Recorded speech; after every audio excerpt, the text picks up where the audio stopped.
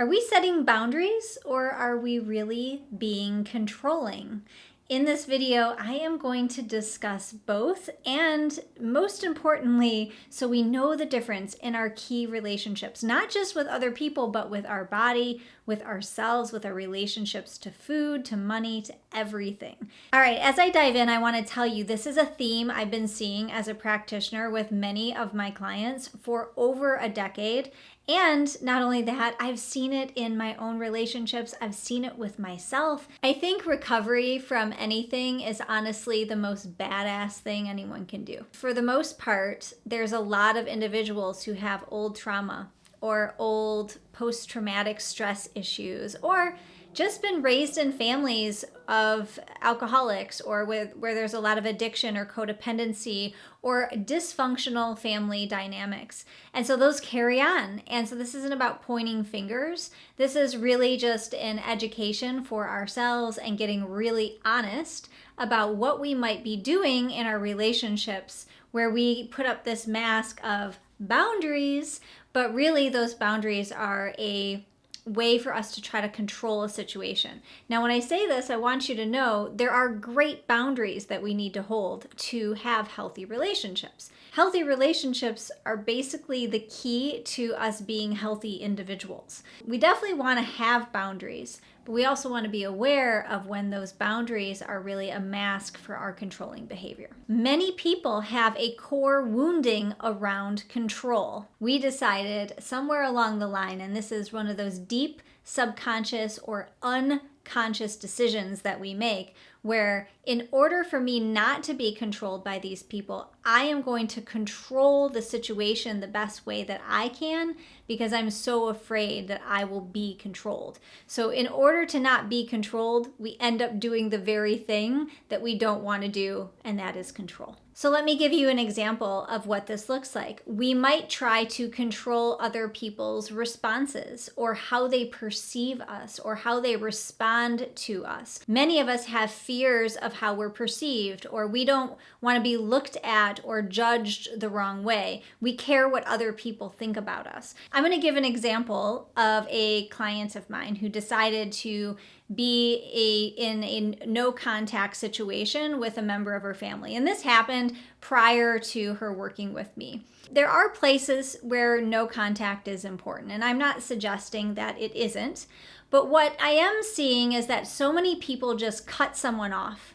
They just say, no contact, you're narcissistic, you're bad, I'm not going to speak to you anymore, you're evil, you manipulate me, you gaslight me, etc. And then we just cut the person off.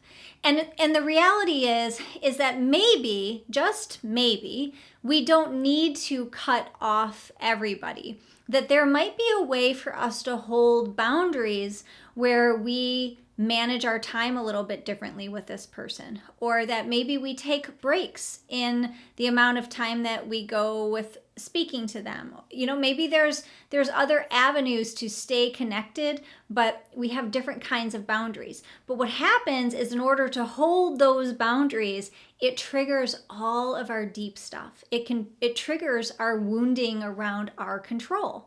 So instead of growing deeply and exploring our own wounding, exploring our own reactions to other people when we get triggered, instead of looking deeply into healing and recovering in our nervous system around our trauma, we just cut people off and we say, I'm holding a boundary. So in this case with the client I'm referring to, even though they cut this family member off, and they certainly could do healing work even though they don't speak to the person, that's possible.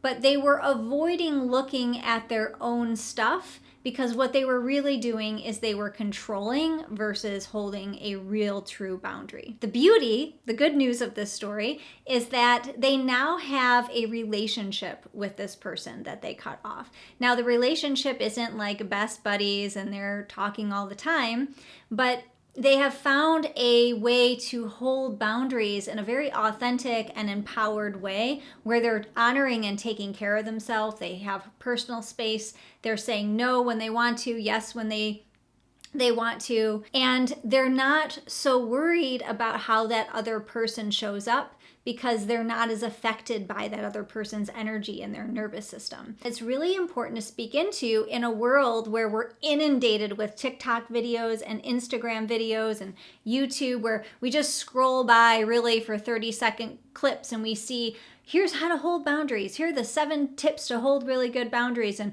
why the narcissist is evil and you should cut them out cold turkey. To put it very simply, we project our fear of being controlled by another person or their energy or their words. So we have this deep fear of being controlled by them, and we project that back onto them by trying to control the situation. And then we end up in this power dynamic where control versus control, and it's just like, it's a vicious loop. It never ends. This is really the way of our world in a lot of ways. We have Democrat versus Republican. We have right versus wrong, good versus evil. And the duality just doesn't work. It keeps us in a vicious cycle of always trying to, who's in more control? Oh, they're in more control. No, they're in more control. I'm going to hold a boundary. I'm going to hold a boundary. And we just start like bumping up against each other, but nothing ever evolves. Nothing ever gets solved. And that's not a way to really live our life. We can pretend like the other side doesn't exist, but what we end up doing is we end up building resentment and hatred and rage up against this other side that is actually a perfect mirror, a perfect reflection back to us of our own internalized wounding. Here's one of the ways that we can find if we're doing this in our relationships, because you might want to check in.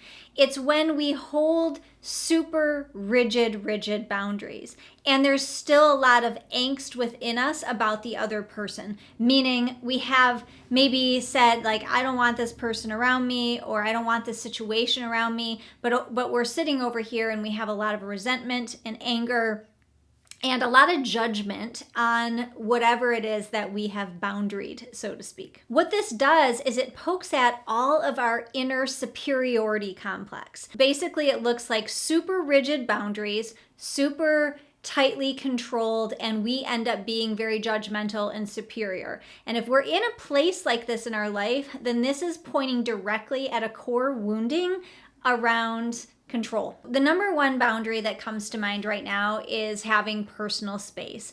Everybody's entitled to their own personal space. And what I mean very simply is that you kind of have this energetic bubble around you. Personal space is a healthy boundary, and you can always request your personal space. And also, you can't expect other people to always honor it, because not everyone listens to us when we have boundaries. And so sometimes we have to ask again. And I would really recommend you check out my previous video on the power of no, which tells a little bit more about how to go about that. The next one I want to talk about is emotional boundaries. Everyone has a right to their own way of thinking, their own way of feeling, and their own set of emotions. So you don't have to like somebody else's emotions. They don't have to like your emotions or your thinking or your feeling. You're all entitled to have your own set of all of that. And our job is to learn how to hold our system, our body, our own experience without having to change or stop somebody else from having their own experience. We're all allowed to have our own experience. And often we're not given the tools of how to just be with that. We want to try to convince the other person that their way of thinking or feeling or being is completely wrong.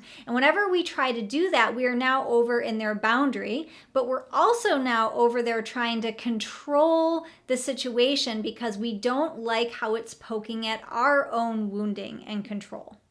And of course, anytime we try to change somebody's opinion or convince them that our opinion or our feelings are more valid or right, what gets created is war. And now we are fighting with each other. Here's another good boundary, a good personal boundary that I see often is time alone. Taking time alone with yourself is of the utmost importance. No one can be with another person at all times. We all need alone time, and some people need a lot more alone time than others. When we attempt to apologize or try to make excuses on why we can't go somewhere, because we don't want to tell the person that we just need to be alone, then that is actually where we're trying to control a situation versus trying to hold a healthy boundary. Another way that this shows up is we need alone time, and we might desperately need alone time, but we don't know how to tell somebody that we need this. We don't know how to hold this boundary for ourselves. So we end up going and trying to control the situation by being a little, aloof or off-putting, or we are in kind of a bad mood. And this is our way of trying to control it by pushing the other person away, being avoidant, versus just honoring the need that every single human being has a right to their own personal time, and that we can always take that personal time. Another healthy boundary is centered on communication. And this is important, especially for relationships that we want to thrive. And again, healthy relationships are a huge component to having a healthy mind and body and spirit. If we have unhealthy relationship dynamics, we can almost certainly see that it's impacting our body on a physical level, emotional, mental, and spiritual level. So when it comes to communication, we can have a boundary around expecting respectful and kind ways of speaking with each other, and you have not communicated that, then it might be important for you to communicate it with them. That I would like to have this kind of relationship. I would like to have this kind of communication in our relationship. Now, what happens if they still don't honor it once you've shared, then you can very calmly, again, say something to the effect of, I really want to have this conversation with you, but I do want to have it in a way that is respectful and compassionate, and it just doesn't seem like that's happening right now. So I'm just going to take a breather. I'm going to go away for a little while, and then maybe we can continue this conversation another time. Another way that this boundary looks is being a person who can really listen in conversations. So you can listen to another person's perspective. You can try not to judge. I mean, we all judge. We are human beings, but you can pay attention to your judgments and see if you can turn them more into curiosities, especially if you have found yourself to be a very reactive person in relationships in the past. And maybe you find that you're somebody who doesn't really know how to listen at all in relationships. Maybe you just talk and talk and talk about yourself. Maybe you can't see that that's happening with you, but you see that another person is doing that. One of my mentors often says to me this beautiful phrase, don't listen so hard. In reality, they have every right to talk as much as they want to talk. They can talk and talk and talk and talk and talk.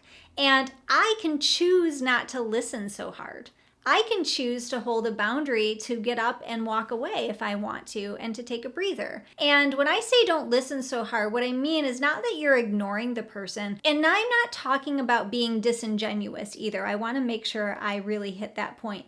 I'm not talking about you not being as present as you can with the person, but there's sometimes we listen too hard and we start taking in so much of what the person is saying, and then we're taking it personal, right? There's ways that we can hold different boundaries, but it involves our people-pleasing stuff to be reckoned with, where we are worried about what other people think of us, and where we can actually start to see that we're trying to control them versus really hold a true boundary for ourselves. The final one I want to mention around boundaries is around respect and having mutual respect. I personally, with myself and also with my dear private coaching clients and the groups that I run, we do a lot of work around clearing out resentments, because when we hold deep resentments towards people, it basically steals our life away. We can't hold healthy boundaries when we have deep resentments, and we think they are, but that's really just a version of control. If you find yourself in a relationship that needs some healing work, then the first thing you got to do is look in the mirror at yourself and what boundaries you're holding with yourself around where you're giving your time, your attention. Are you getting distracted by other people's business? Are you getting so wrapped up in other people and gossiping about them all the time? Are you very much focused on judging other people and how they're living their life that versus focusing on your own? Then the biggest number one boundary that you really need to hold is a boundary around where your thinking is going and the boundary of how you're using your time. If you're using your time to get too involved in other people's stuff, then you have to think about it this way. What is it that you're not creating in your own life that you could be creating because you're getting so wrapped up in other people's business? Focus on healthy boundaries and get really clear on where you're really trying to control to have an illusion of safety versus sourcing that deep level of safety yourself. If you like this video, please give it a thumbs up and like it, and leave a comment below. Please subscribe. I put out a video every single week, and you can hit the notification bell to be the first to hear when a new video comes out every single week. Look forward to seeing you in the next video.